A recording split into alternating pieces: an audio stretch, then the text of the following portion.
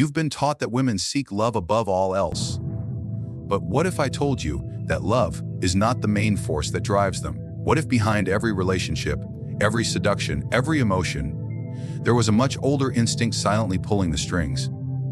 In this video, we'll expose the one hidden drive that controls women more than love ever could, and how understanding this can completely change the way you navigate your relationships, power, and identity.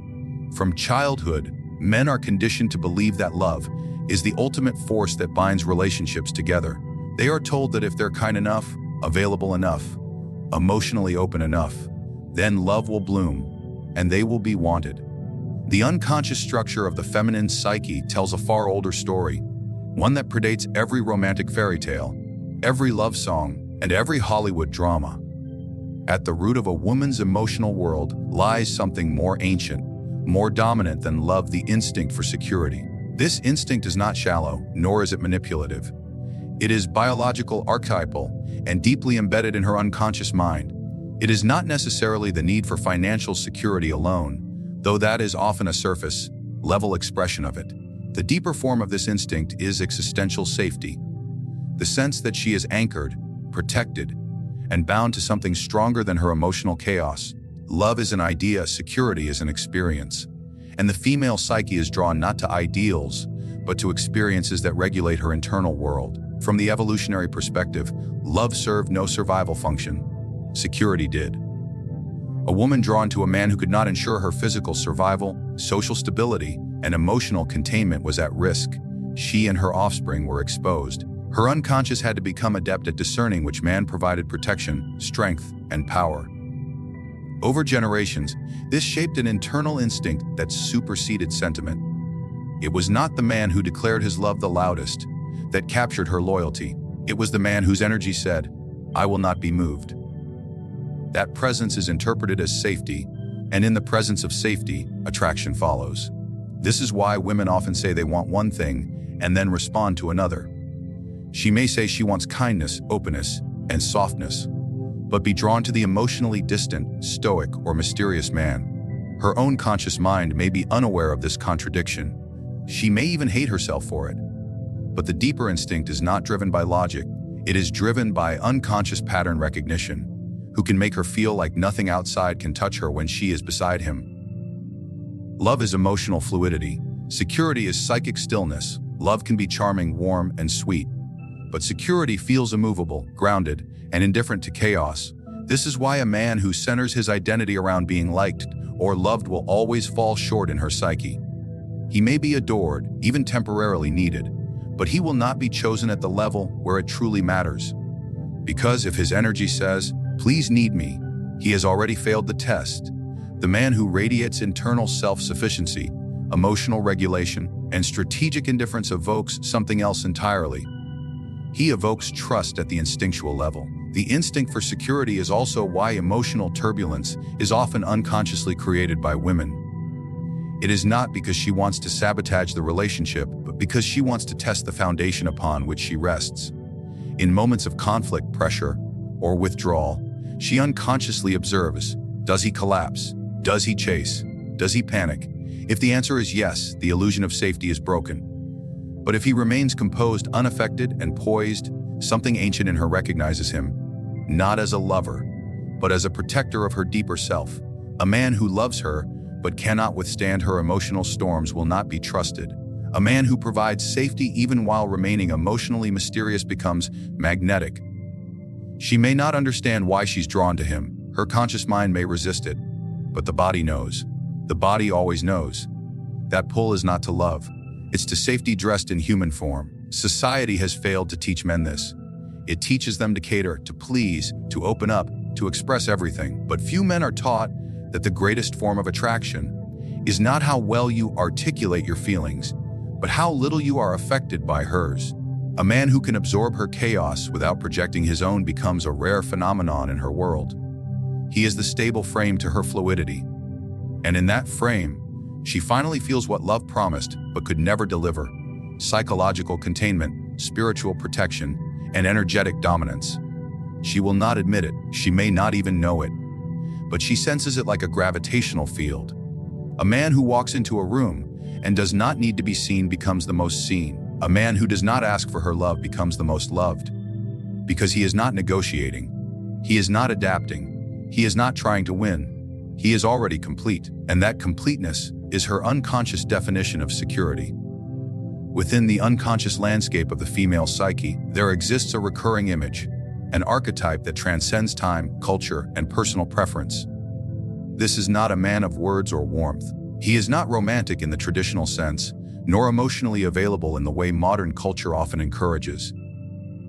He is something far more primal. He is the protector, not necessarily because he declares himself one, but because his presence, his structure, his very being symbolizes it. This archetype is not just a psychological fantasy, it is a gravitational force shaped by thousands of years of ancestral memory. The female unconscious seeks it, tests for it, and aligns with it, often without understanding why. The protector is not defined by how much he provides in material terms, although that can be part of his form. What makes him so compelling is his perceived capacity to shield, contain, and dominate not just the external world, but her inner one. He is the antidote to the chaos she feels. He is not reactive to her moods, not swayed by her emotions, not disturbed by her tests. He is centered, not because he is indifferent, but because his stillness is real. His energy does not bend to her will, and paradoxically, that is what makes her will surrender to him. To understand the psychology behind this, one must explore how archetypes operate in the unconscious. They are not intellectual. They are symbols that carry the weight of thousands of generations. The archetype of the protector is formed from the instinctual female need to survive and reproduce safely. This need, embedded in the body-mind system, searches for dominance. Not the loud, violent kind, but the quiet kind that suggests this man cannot be moved, therefore I can rest.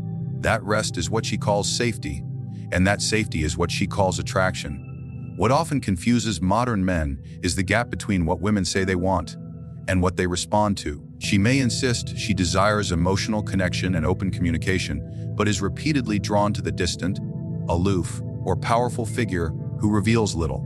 This contradiction is not hypocrisy. It is the unconscious in action, because what she craves more than intimacy is a container.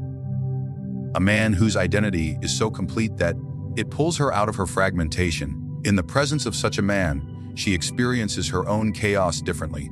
She doesn't need to fix it. She just needs to be near him. The protector is not reactive. That is his first and greatest power. When she tests, when she accuses, when she withdraws, when she cries, he watches. He doesn't flinch. He may respond, but never from a place of needing to be validated. His self-worth is not held hostage by her approval. This is what makes him unshakable. And because he is unshakable, he is also unforgettable. Her unconscious marks him as different. While other men sought her favor, he remained composed. While others explained themselves, he remained silent. His refusal to bend made her bend, not because she is weak, but because she is programmed to follow strength that offers security without surrender. Men who lack this understanding often try to win women by becoming softer, more available, more accommodating. But the more they move toward her emotionally, the more she feels the absence of the protector. He begins to resemble her. Fluid, emotional, and in doing so, he loses his polarity. The energy that once drew her and fades. She may not understand why the man who loves her deeply now repels her. But the truth is, he has stepped out of the archetype. He is no longer the stillness. He is now part of the storm. The unconscious female drive toward the protector also explains a brutal psychological truth.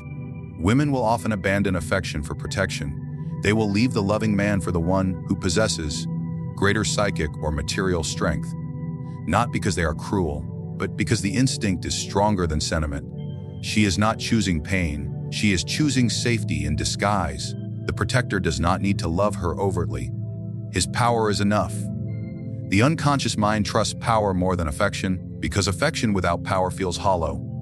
It offers warmth but not survival. There is also an erotic component to the protector archetype. His stoicism, his distance, his control. These evoke not just safety but mystery. And mystery is the oxygen of female attraction. The unknown makes her feel alive, and more importantly, it makes her feel contained. In a world where everything is visible, explainable, and emotionally exposed, The man who keeps part of himself hidden becomes sacred. He becomes the dark mirror she wants to understand, but never fully can. His boundaries are not walls. They are invitations into depth.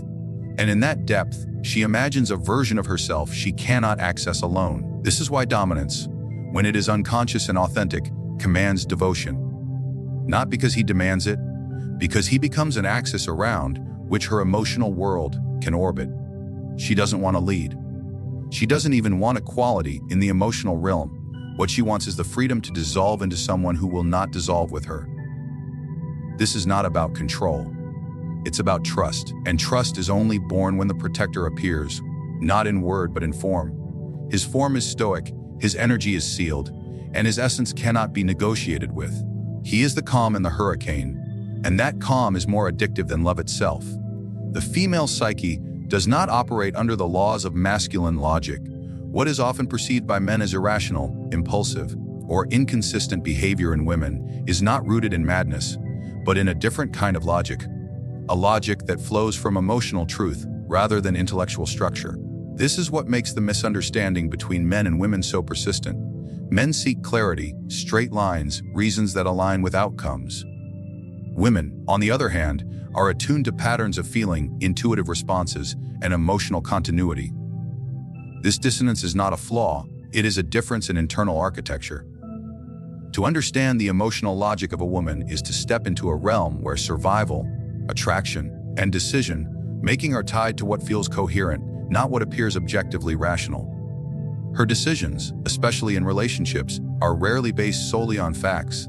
They are instead based on energetic impressions, body-based instincts, and psychological signals that often contradict what she says or even consciously believes.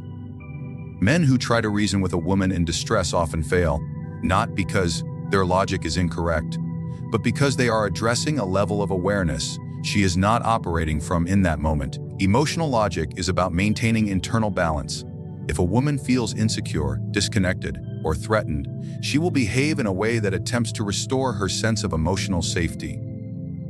This might look like creating conflict, withdrawing affection, testing boundaries. To the rational male mind, these actions seem chaotic or self-defeating. But from her perspective, these are protective mechanisms, unconscious strategies to determine whether the environment or the man is still safe to surrender to. She does not need an answer. She needs resonance. She needs to feel that you understand without having to say it. This emotional system of logic is deeply connected to her instinctual need for psychological security. When she acts in ways that seem contradictory, wanting space but also closeness, demanding attention then rejecting it, what she is truly doing is scanning for a response. She is not looking for a solution. She is looking for stability. She wants to know, will you remain grounded when she is not? Will you be the still center she can orbit around without collapsing? The man who tries to fix her emotional states with advice or problem solving is unknowingly revealing his fragility. He shows her that he cannot withstand emotional chaos without trying to control it. And in doing so, he becomes part of the chaos himself. Women do not test men to be cruel. They test men to see whether the masculine presence they are drawn to can hold space without needing to win, explain, or escape. This is the terrain where emotional logic dominates and rational needs become secondary. From this perspective, emotional outbursts, passive-aggressive comments, or silence are not meaningless drama. They are data. They are emotional signals disguised as dysfunction. The man who reacts defensively or emotionally to these signals fails the test. He shows that he is available, but not strong. He is emotionally involved, but not energetically grounded. In contrast, the man who listens, observes, and remains composed without becoming cold communicates something rare. He shows that he understands her emotional logic without needing to intellectualize it. This is where most men go wrong. They assume that emotional logic is inferior to rational logic. They believe that a woman must be corrected in her thinking, brought back to reason, or taught to respond differently. But this only pushes her deeper into distrust, because what she feels is that he is trying to change her rather than understand her. She does not want correction. She wants containment. The moment a man can witness her in emotional intensity and not flinch, he becomes the structure she has been unconsciously seeking. Her emotional logic also explains why women often choose partners who are less kind, but more centered. A man who is not particularly affectionate, but is deeply rooted in himself, often feels safer than the man who is eager to please. This choice baffles the rational observer, but within the emotional logic of the female unconscious, it makes perfect sense. She is not looking for agreement. She is looking for alignment. Alignment between words and presence. Alignment between strength and stillness. She wants to feel that the man she's with is not playing a role, but embodying a truth. That truth must be unshakable. Even in love, emotional logic dominates. A woman may love a man who brings her joy, but leave him for a man who makes her feel secure. Not because she stopped loving him, but because his love was not accompanied by psychic structure. Love without containment feels like exposure. It feels unsafe. Her emotional world cannot attach itself to a man who disappears into her when she is overwhelmed. She needs a man who remains himself, especially when she loses herself. What appears to be contradiction is actually coherence at a deeper level. Women are not inconsistent. They are emotionally responsive to the energetic tone of their environment. Their logic is circular, not linear.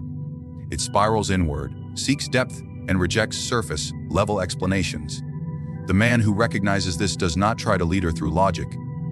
He leads through presence. He does not teach, he demonstrates. He does not chase her moods. He holds still and lets them pass like weather around a mountain. In doing so, he transcends the divide between emotional logic and rational needs, not by choosing one over the other, but by embodying both. There exists a profound misunderstanding about vulnerability in women. Many men see it as a sign of weakness, a plea for support, or an invitation to rescue. But what most fail to recognize is that feminine vulnerability is often not just emotional expression. It is a form of power. It is strategic, instinctive, and unconscious. A woman's ability to reveal emotion, to express need, to cry or withdraw, is not always a sign that she is breaking down. It is often a signal to see, if you will. It is not necessarily manipulation in the malicious sense. It is more primal than that. It is a mechanism of nature designed to test, provoke, and ultimately select the kind of man who will not be ruled by her emotional displays. When a woman expresses pain, softness, longing, or distress, she is also measuring the man's internal state. The way he reacts reveals something fundamental about his structure. If he collapses under her pain, if he rushes in to solve her discomfort, if he tries to emotionally match her vulnerability with his own fragility, he is not meeting her deeper need, he is simply mirroring her. And in mirroring her, he shows that he is not other. He is not the fixed point she can turn to when her own emotional world becomes too much. What she is truly looking for in moments of vulnerability is containment. Not comfort in the sentimental sense, but containment in the energetic sense. She wants to know that she can unravel without unraveling the man she's with. That she can pour out emotion, uncertainty, and even chaos, and that he will remain present, unshaken, still. This ability to stay conscious and composed while she tests, weeps, or withdraws is what transforms a man in her eyes from a companion into a force. She does not always know this consciously. Her psyche responds before her intellect does. But that response is not random. It is the result of an ancient instinct that seeks power through the portal of vulnerability. There is a paradox here that most men struggle to grasp. The more vulnerable a woman becomes, the more power she wields. Because in her openness, she invites response, and the response she receives reveals the man's depth. If he is reactive, if he becomes emotional, defensive, or needy, he has failed the test. Not because he didn't care, but because he was too affected. She needed his presence, not his panic. His groundedness, not his sympathy. In responding emotionally, he proves that her emotions control him. And in doing so, he ceases to be her anchor. True containment is not about being emotionally cold or dismissive. It is about being bigger than the moment. When she cries, you don't need to cry with her. When she withdraws, you don't need to chase. When she attacks, you don't need to defend. The more silent, composed, and energetically still you remain, the more she feels what no words can provide. You are unshakable. And in that unshackability, she finds what she cannot generate within herself. A source of strength, a fortress into which she can collapse without fear. Women often say they want vulnerability in a man, but what they usually mean is truthfulness, not fragility. They want a man who can be transparent without becoming unstable. A man who can feel, but not drown. A man who can express himself without giving away his center. Vulnerability in men is only attractive when it is integrated, when it does not destabilize them. The moment it does, it is no longer strength, it is regression, and it does not earn trust, it erodes it. In contrast, a man who is not afraid of her vulnerability, who welcomes it without reacting to it, becomes the man she cannot stop thinking about. He becomes a psychic imprint because her unconscious mind recognizes him as rare. He is not a mirror, he is a container. And in that containment, she feels something she cannot find in herself: peace. He is not kind in the conventional sense. He is not emotionally available in the popular sense, but he is present, and that presence has gravity. This dynamic plays out in subtle ways. A woman may tell a man about her fears or her past, hoping for understanding. But underneath that desire for empathy is another question: can you handle what I carry? Not just intellectually, but energetically. Will you remain composed, or will you become overwhelmed with sympathy or discomfort? If he can remain still, if he can feel without flinching, then her vulnerability becomes the bridge to his power. Not because he fixed anything, but because he proved he could hold it. Her softness, when not met with stability, becomes rage. Her emotional openness, when met with emotional neediness, becomes disgust. Not because she hates the man, but because the instinctive part of her psyche feels betrayed. She trusted him to be strong, and he proved himself weak. The weakness was not in caring, it was in caring too much in the wrong way. Emotional reactivity is not proof of love, it is proof of instability, and instability cannot protect her. What men must realize is that many of the behaviors they interpret as signs of weakness, tears, mood swings, silence, are actually tools. Tools the unconscious feminine uses to discover whether the man before her is rooted or fragile, whether he is leading or following, whether he is moved by her or moves beyond her. The man who fears her vulnerability becomes ruled by it. The man who welcomes it, without needing to escape it or change it, becomes the one who cannot be replaced. Because she realizes, often too late, that in the presence of many men she felt loved, but in the presence of one, she felt safe. What we've explored is not simply a theory of relationships. It is a blueprint for understanding the silent architecture that governs female psychology. Beneath every romantic gesture, behind every expression of affection, and hidden beneath every emotional reaction lies something older than love: instinct. And the one instinct that governs women more than love itself is the need for security. Not just physical, but psychological. Not just material, but energetic. She is not drawn to love first. She is drawn to the structure that can contain her. The man who provides presence without panic, power without boasting, and stillness without suppression becomes the axis upon which her emotional world can safely spin. Love may come and go, but this instinct for safety, protection, and containment remains constant, whether she knows it consciously or not. If you remain the man who seeks her approval, who reacts to her storms, who needs her to validate your identity, you will be loved, perhaps even needed, but never fully trusted. Trust is not built through romance. It is built through your ability to remain grounded when she is not, through your refusal to be emotionally dominated, through your quiet authority, your consistent energy, and your inner composure. The most powerful man is not the loudest, the richest, or the most emotionally expressive. He is the man who cannot be moved. The man who does not perform love, but who embodies strength. Because in his presence, she does not need to fight for control. She can finally surrender, not to him, but to her own deepest desire to feel safe enough to be fully feminine.